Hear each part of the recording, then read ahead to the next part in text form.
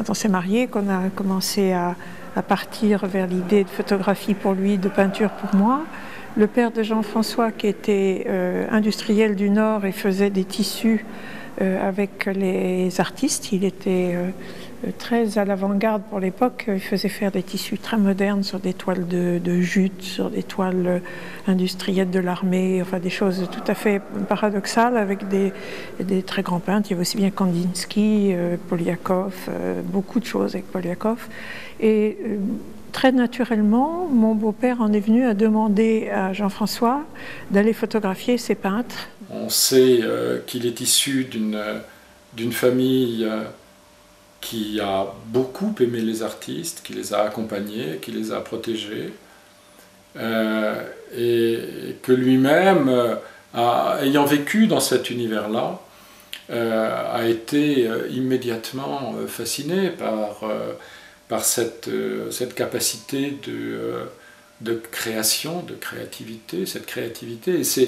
Et en particulier dans le domaine de la peinture, mais pas exclusivement dans le domaine de la peinture. C'est aussi vrai du domaine de la sculpture, qui ramène effectivement au corps et à tous les aspects de l'art en général. Cet amour pour l'art, Jean-François l'a entraîné dans la photographie. Jean-François Boré, c'était un homme extraordinaire, c'était un grand personnage des Batignolles, un quartier du 17e arrondissement de Paris. Il se trouve que c'était un ami et aussi un voisin. Donc je passais souvent chez lui, dans sa boutique, rue des Batignolles, qui était une ancienne boutique de photographes. Il y a 10 ans, on a eu cette chance extraordinaire, ma femme, mes enfants et moi, de demander à Jean-François de nous prendre en photo. Et il nous a dit, eh bien, venez un matin au studio et puis on va passer un moment ensemble et puis on prendra une photo. Et donc on s'est pointé dans cette boutique où on entre, comme dans une antre d'ailleurs, qui était le premier stade, la première étape, où on traversait ce bric-à-brac, où il y avait une multitude de vieux appareils. Donc on traversait cette première pièce avant d'accéder à un petit salon, avec là aussi des tirages au mur, des livres, et puis une table, un grand canapé, des sièges, où le matin on prenait le café, et le soir c'était plutôt le moment du porto. Et donc on s'est assis tous en famille, un peu intimidés devant ce grand monsieur. Il mesurait plus d'1,90 m, un peu voûté, mais toujours très affable, très gentil, avec un ton de voix très uniforme, très bienveillant, très à l'écoute. D'abord, la première étape, c'était le sas. C'était on arrive, on parle ensemble, on se détend, quelque part on change d'habit. On change d'habits mentaux, on change d'habits pas nécessairement physiques, mais on se prépare finalement à une expérience différente. Et pendant ce temps-là, il nous observait, nous on s'acclimatait au lieu, à lui. Il sait bien que se faire prendre en photo, on donne un peu de soi et on a toujours tendance un peu à être sur la réserve, à ne pas oser se livrer. Quelques dizaines de minutes plus tard, on passe au studio.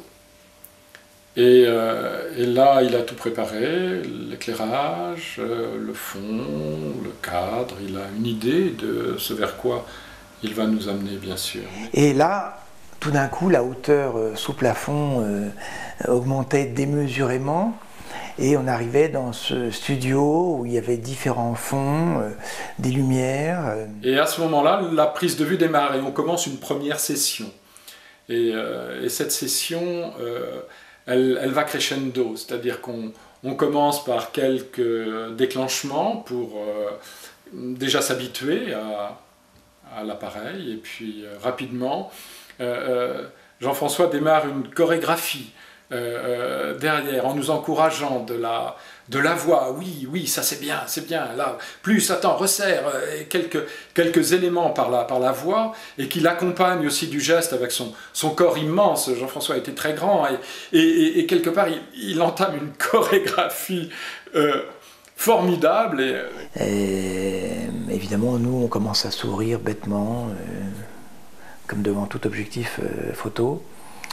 Et puis, il était, je pense, au numérique déjà, parce qu'il a maîtrisé très très bien la transition entre l'argentique et le numérique, et très vite.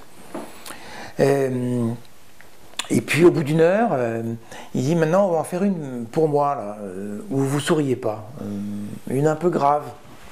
On ne dit pas de problème, là, on était prêt justement à cesser de jouer la comédie, je dirais. Et puis finalement, quand on a vu les planches contact, il y a une série d'images qui dominaient les autres. Et qui s'est imposé très rapidement, c'était cette série un peu grave, où on ne souriait pas, sans faire la gueule pour autant, mais où, justement, après cette espèce de long préliminaire, eh bien, on s'est un petit peu laissé aller. Jean-François Borret avait une phrase formidable, il disait « c'est pas moi qui prends les photos ». Ce sont mes modèles qui prennent la photo, qui me la donnent.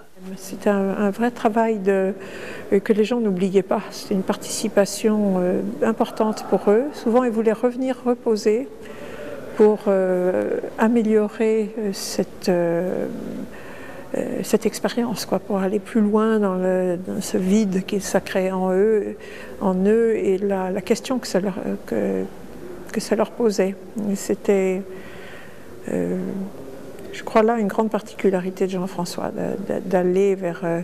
il disait toujours il y a l'être et le paraître. Bon, pour moi c'était un petit peu simpliste si on veut, mais il tenait beaucoup à aller vers l'être et faire tomber tout ce qui était paraître, au point de souvent de faire des portraits nus, parce que le vêtement est aussi un masque. Donc il voulait démasquer les gens, soit pour que les gens se trouvent eux-mêmes, soit parce que lui avait envie de les connaître. C'est un double, un rapport comme ça d'un échange. Avec Gainsbourg, c'est typique aussi, parce que Gainsbourg, là, il se dévait complètement. Enfin, il abandonne tout son cirque, je dirais. Hein. Il est dénudé de toute apparence fausse. Être soi-même, c'est vraiment quelque chose sur lequel Jean-François insistait beaucoup. Il revenait beaucoup sur cette idée, ce projet. Évidemment qu'il faut opposer à la comédie, au spectacle, qui caractérise, je dirais, le plus souvent le travail des portraitistes aujourd'hui. Et puis il a traité des personnes connues exactement comme il a traité ses amis, comme il a photographié les gens de son quartier, dont il a beaucoup aimé faire le portrait dans ces dernières années. Mais il l'a fait sans idée documentaire ou sociologique. Alors la séance de portrait, oui, c'est une séance de vérité, avec un travail, comme on dit en psychanalyse. Et je pense que souvent, la préoccupation d'ordre analytique se rapprochait du travail de portraitiste. Et puis il a aussi associé le visage au corps, il les a mis sur le même plan. Et ça, je pense que c'est un peu son style, c'est un peu son image, la caractéristique de son œuvre de portraitiste. On a eu cette complicité peinture-photo, moi je fais de la photo aussi, toujours, parce que Jean-François, à vrai dire, il aimait la photo, il aimait la peinture, il faisait de la photo, mais il aimait la peinture. Ses vrais maîtres pour lui, c'était pas les photographes, c'était les peintres. Il regardait beaucoup et les expositions, et les musées, et les livres de peinture, des portraits, depuis Léonard de Vinci jusqu'à tous les grands classiques des portraits. C'était là sa source Rembrandt. Pour lui, le maître à penser, le maître à voir, le maître à aimer, c'était Rembrandt. On le ressent dans ses photos. Il y a ce côté un peu du clair-obscur, des visages et des corps qui émergent de fond. Il y a cette lumière qui arrive, d'où émane le personnage. Jean-François, c'est le summum de la photographie de studio. il se déclarait disciple de Richard Avedon. Ça n'est pas surprenant lorsqu'on regarde ses photos. Il n'était pas le seul à s'inspirer de ce merveilleux photographe américain. De manière un peu différente, mais parallèle. On retrouve cette approche chez Jean Loussieff, par exemple. La caractéristique fondamentale des images de Jean-François, c'est tout simplement qu'on les reconnaît en les voyant. On sait qui en est l'auteur, et ça, c'est la marque d'un grand artiste. Pourquoi sait-on qui est l'auteur? Parce qu'il y a cette vibration, il y a cet environnement qu'il s'est donné. Alors, on parle souvent des fonds photographiques de Jean-François Boré, avec ses tissus usés, ses fonds complètement travaillés, pleins de plis, de recoins, permettant finalement que le fond participe de l'image en donnant une représentation dont on sait finalement qu'elle n'est qu'une représentation, mais que, un petit peu comme si vous voulez, on avait accès au cerveau, vous voyez, avec les lobes, les circonvolutions, les plis, les creux, les bosses, eh bien l'univers autour des images de Jean-François pouvait aussi, n'était pas toujours, mais pouvait aussi donner cette représentation de l'autre, où le fond participait finalement à l'expression d'une vérité. Alors dès ma rencontre avec Jean-François, quand j'étais encore au lycée, plutôt j'ai refait une année de lycée pour l'attendre parce qu'il faisait son service militaire. Donc j'ai fait une deuxième année pour l'attendre parce qu'il était militaire à l'époque de la guerre d'Algérie, donc ça finissait jamais cette guerre et le service militaire durait 30 mois. Donc on a mis à bien ce temps pour exposer ensemble. On a fait 2 expositions photos et pastels, absolument, je dirais, à égalité. Il y avait la moitié de photos, la moitié de pastels, dans des petites galeries de Chambéry, mais c'était nos premières expériences d'exposition ensemble et on a beaucoup aimé le faire. Et au fond, ça s'est perpétué toute notre vie. On a très souvent eu l'occasion de faire des expositions ou dans la même salle ou une salle à côté.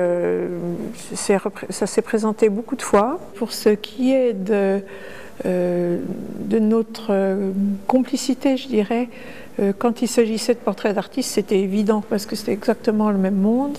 Quand il s'agissait de publicité, et là il n'y a qu'un exemple de publicité, c'est l'homme nu de Célimaï. Quand il s'agissait de publicité, je participais beaucoup au niveau de ce qu'on appelait à l'époque, on l'appelle peut-être toujours, j'en sais rien, le brainstorming. Il fallait donner des idées, après il fallait réaliser les décors, il fallait réaliser des costumes ou des choses comme ça. Bon, j'étais à ce moment-là donc son assistante. D'évidence, j'étais là, ça m'amusait de faire ces choses-là, j'étais compétente.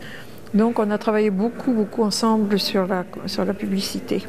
Et puis, voulant me consacrer davantage à la peinture, j'ai un peu abandonné le travail avec lui, il a pris des assistants extérieurs. Et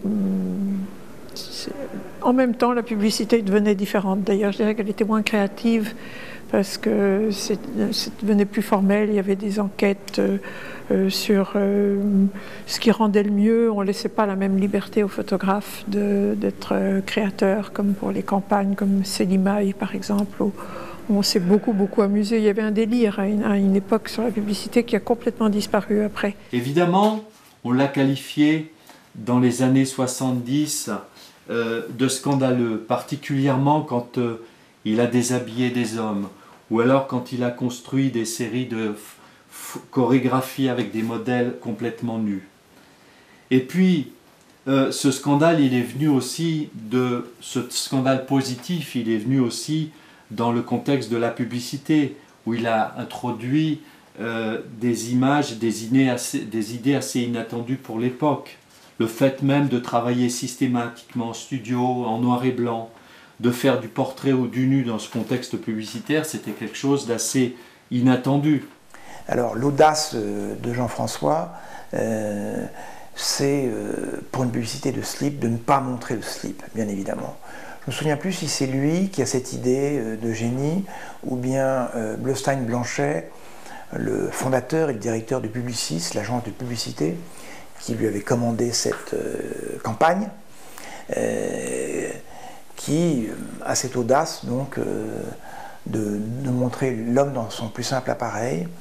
La photo date de 67, je crois.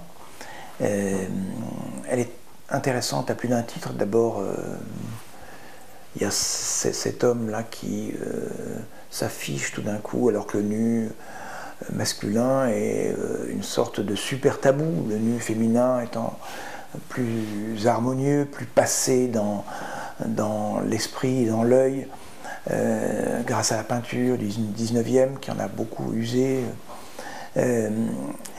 Il est d'avant-garde, ce nu, parce qu'il précède celui de Jean Loussieff, qui arrive 4 ans plus tard. Hein. Le Saint-Laurent de Jean Loussieff, absolument majestueux, formidable, christique, enfin on a employé tous les adjectifs imaginables pour le décrire, date de 1971. Et donc là, Jean-François fait office de précurseur un petit peu. Dans les années 60 et 70, il faut se rappeler qu'il était à la tête d'un grand studio. Il produisait beaucoup d'images. Il voyait sans arrêt des mannequins pour chercher des nouveaux sujets. Enfin, ça tournait énormément. Moi, j'étais un petit garçon qui voyait cette activité. J'étais fasciné quand je passais une tête dans le studio. La publicité, à cette époque, quand il a commencé, était en plein essor et prenait des risques. Et Jean-François, il a accompagné ces risques. Il a été associé à cette recherche. Et peu à peu, il a mêlé sa recherche personnelle avec son travail de commande. Et je crois que c'est ce qui a fait sa réputation. Voilà une photo que nous aimons tout particulièrement, ma famille et moi-même. Elle date de 2011, c'est le dernier portrait de famille que Jean-François a fait. Mon fils Martin, qui est là à côté de moi, a 21 ans. Nous avons commencé ces portraits de famille quand il avait 3-4 ans. Donc c'est une longue histoire, chaque année, où nous allions à la rencontre de Jean-François pour donner une image de notre famille. Et cette image me touche tout particulièrement parce qu'effectivement, au-delà du fait que c'est le dernier portrait que Jean-François a réalisé, Jean-François est sur la photo. Jean-François nous a rejoints. On l'a invité à la fin de la séance de prise de vue à nous rejoindre au milieu de la famille, faisant partie de notre univers affectif. Et en fait, lui avait cadré, tout était prêt, c'était vraiment la fin de la séance. Et c'est Bapon, mon gendre, qui a déclenché. Voilà, c'est une photo que Jean-François aura conçue, qu'il n'aura pas prise, mais dans laquelle il a plus que sa place, puisqu'il est avec nous, à nos côtés. Et c'est une image qui est tout à fait précieuse pour nous. Voilà.